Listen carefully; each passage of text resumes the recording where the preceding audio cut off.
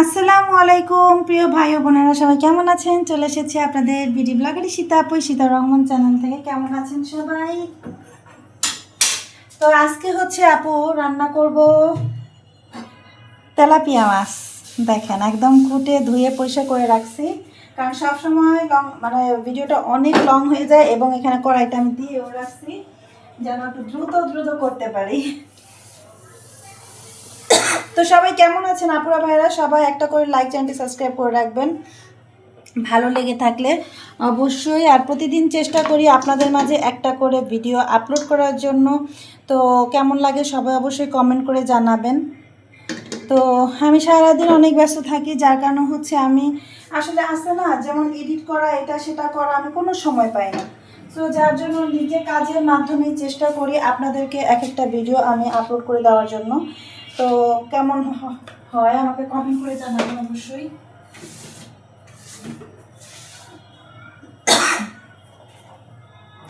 তো এখানে হচ্ছে আমি এই যে তেলাপিয়া মাছটা একটু মাখিয়ে নিতেছি, যেহেতু ভাজবো আগে ফার্স্টে ভেজে নেবার। আজকে তেলাপিয়া মাছ দিয়ে একটু সবজি রান্না করব, তো আমার সাথেই থাকেন।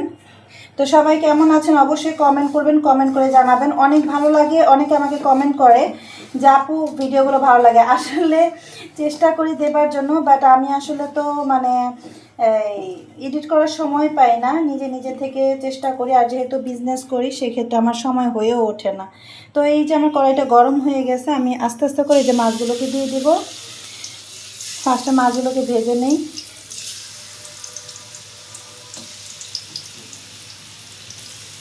তো চেষ্টা করি আপনাদের মাঝে আমি প্রতিদিনের ভিডিওগুলো দেওয়ার জন্য, তো আমার সাথেই থাকেন। তো এই যে মাছগুলোকে এখন আস্তে আস্তে করে উল্টে আনব। আর এখনো হয় নাই।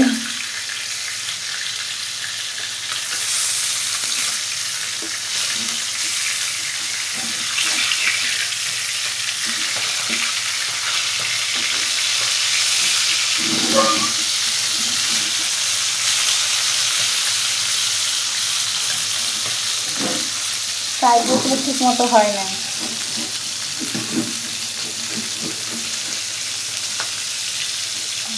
একটু হয়ে নেই তারপরে। তো এই যে আমার মাছ ভাজা হয়ে গেছে, এক একটা উলট পালট হয়ে গেছে। এখন মাছগুলো নামিয়ে ফেলবো। সাইড একটু বাকি আছে।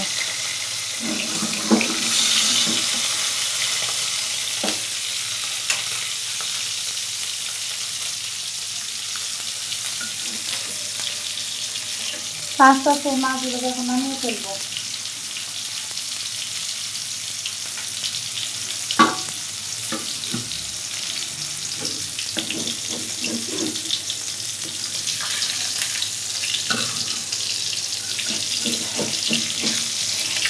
মানে কড়াই যদি মেজে মাছ ভাজি একদম, তাহলে মাছ উঠাইতে যে এত কষ্ট হয় ধারণার বাহির।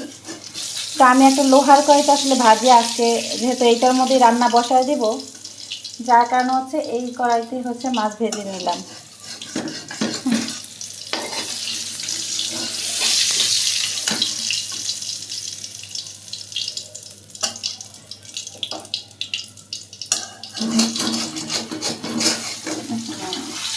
এটা একটু হয়ে গেছে। এত চেষ্টা করলাম যাতে না ভাঙে, তারপর ভেঙেই যায়, অনেক কষ্ট।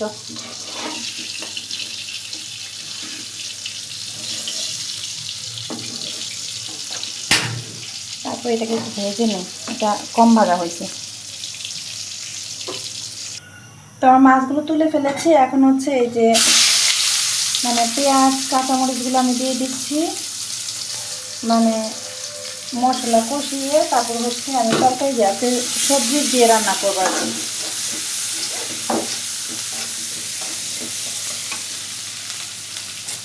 এখানে পেঁয়াজ ভাজা হতে হতেই আমি একটু আদা রসুন দিয়ে দিব। তো সবাই অনেকে বলবেন যে আপু আপনি কি সব কিছুতে আদা রসুন দেন? আমি মাছ মাংসতে একটু আদা রসুন দেই, না হলে আমার কেন যেন ভালো লাগে না।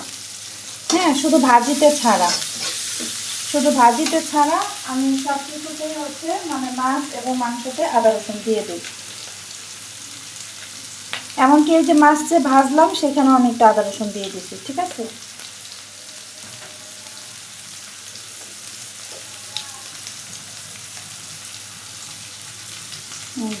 হলুদ, তারপর মরিচ। সবসময় রান্না একই রকম সেম ক্যাটাগরি। হ্যাঁ, আমি আসলে আগে রান্না পারতাম না, কিন্তু যখন বিয়ের পরে আস্তে আস্তে রান্না শিখলাম তো অনেক ইজি মনে হলো যে না, আসলে সব ক্যাটাগরি রান্না একই সেম, শুধু পোলাও বা বিরিয়ানির ক্ষেত্রে একটু সামান্য ভিন্ন। এছাড়া দেখবেন আপনাদের রান্না সব রান্না একই ক্যাটাগরি, ঠিক আছে। যেভাবেই রান্না করেন না কেন সব রান্না একই ক্যাটাগরি। তো এই যে আমার হচ্ছে মশলাটা কষানো হলে আমি তরকারিগুলো দিয়ে দিচ্ছি। এই হচ্ছে, তারপর হচ্ছে এই তরকারিগুলো দিয়ে দিলাম। বেগুন আর আলু, বেগুন অনেক আগে কেটেছি, আলুও তো পানি দিয়ে রাখিনি। পানি দিয়ে রাখলে আমার কাছে কেমন জানি মনে হয়। তো এই যে এগুলো নাড়াচাড়া করে ঢাকনা দিয়ে ঢেকে রাখবো। একটু কষানো হলেই একটু পানি দিয়ে দিব। বেগুন আর আলু দিয়ে আজকে রান্না করব। বেগুন আলু দিয়ে কারা কারা এই তেলাপিয়া মাছ খেয়েছেন আমার মতো একটু কমেন্ট করে জানাবেন তো। তারপরে এই যে ঢেকে রাখলাম, একটু হোক, তারপরে হচ্ছে পানি দিয়ে দিব। এই যে তরকারি কষানো হয়ে গেছে, দেখেন একটু নরম হয়ে আসছে, অর্ধেকটা হয়েই আসছে। এখন অল্প কোনো রকম পানি দিব, ঝোল ঝোল তরকারি যেহেতু করব।